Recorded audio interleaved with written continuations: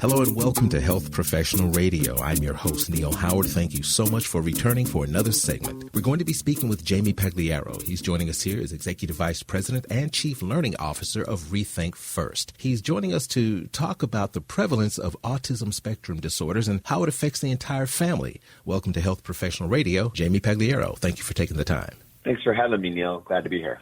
Executive Vice President and Chief Learning Officer at RethinkFirst. Tell us a little bit about yourself and tell us what RethinkFirst is. Sure. Well, I've been working in the field of autism treatment services and technology for about 25 years now. And prior to Rethink, I ran programs for children with autism from point of diagnosis, very young, all the way through to adulthood. I've worked in school settings, residential settings, and prior to Rethink, I operated the first charter school for children with autism based in New York City. We started Rethink 14 years ago, really with a mission to meet the growing need of individuals with autism and leveraging technology. This at the time, fairly innovative space called the internet, as being a way to disseminate research-based practices and put those practices into the hands of teachers, professionals, parents who were supporting this population. Now, you are a software solutions company, correct? That's correct. So we offer software as a service to school districts, to healthcare providers, to employees, and to health plans, all who are supporting individuals with autism in various ways. Treatment tools, training, clinical support, that sort of thing?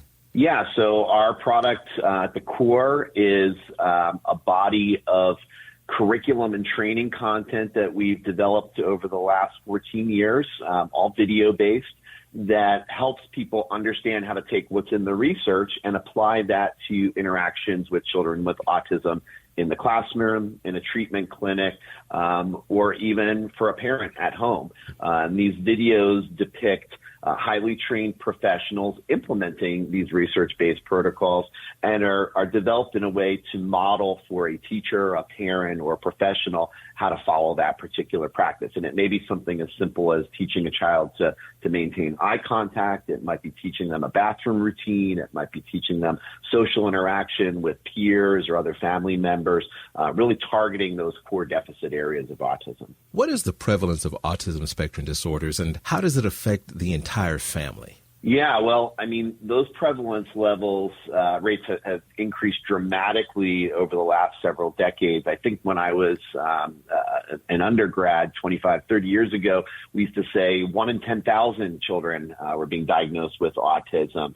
And then in the early 2000s, we got hit with this updated prevalence statistic, 1 in 166 children, which at the time seemed like a pretty huge increase. And that number has continued to increase even since 2004.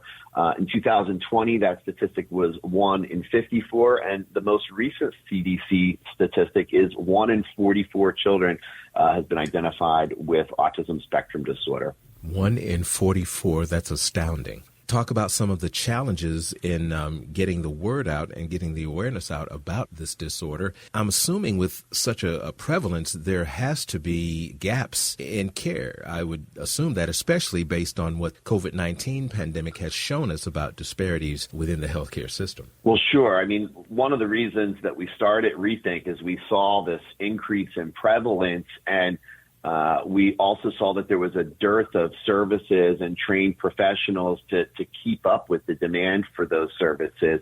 And that's where we saw an opportunity for technology to help reach more families, reach more students. As you mentioned earlier, autism doesn't just affect the child, it affects the entire family unit and creates tremendous challenges for parents, working parents who are trying to support their child, attend meetings at school, and hold down a job.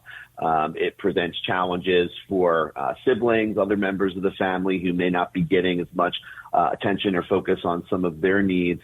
one of the big changes that's occurred in the last decade is there's been legislation in every state now requiring health insurance to cover a common and gold standard treatment for autism called applied behavior analysis, or ABA.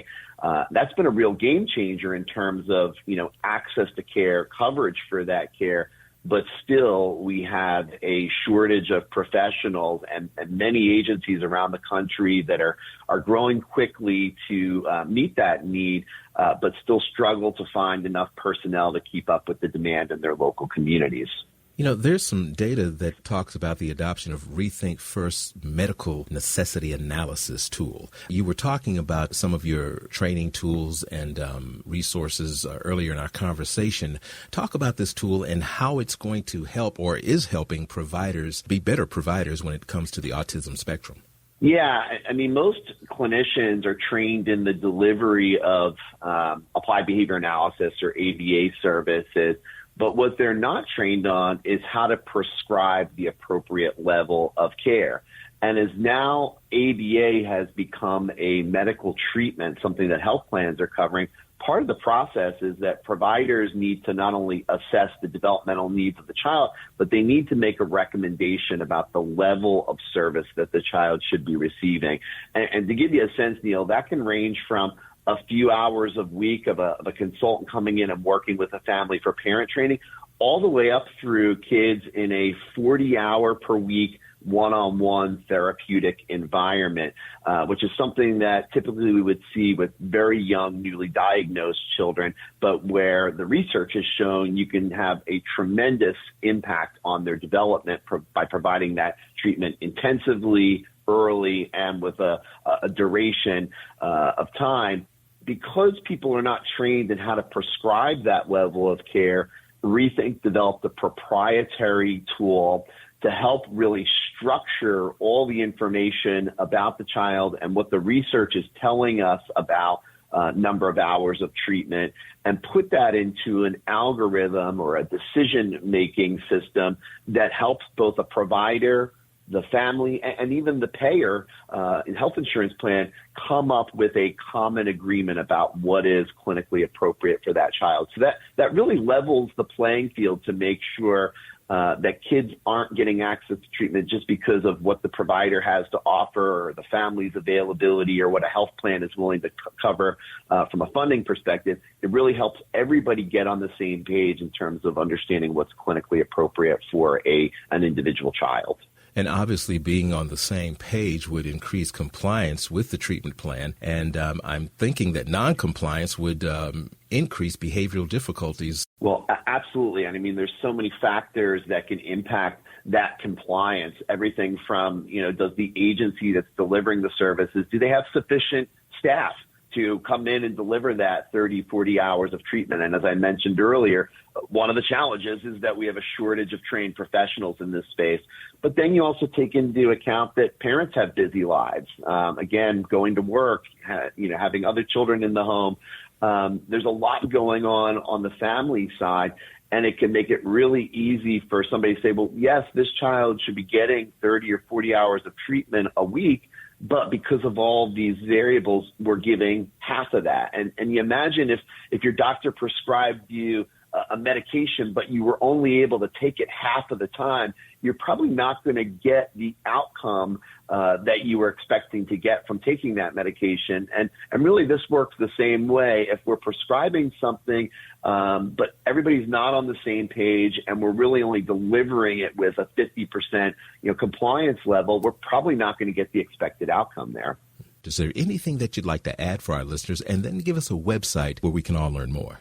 Sure. Well, Rethink does provide, the leading set of tools and software for school systems, for employers that want to support their employees who have children with special needs, for healthcare providers that are looking to transform their work with electronic medical records, revenue cycle management.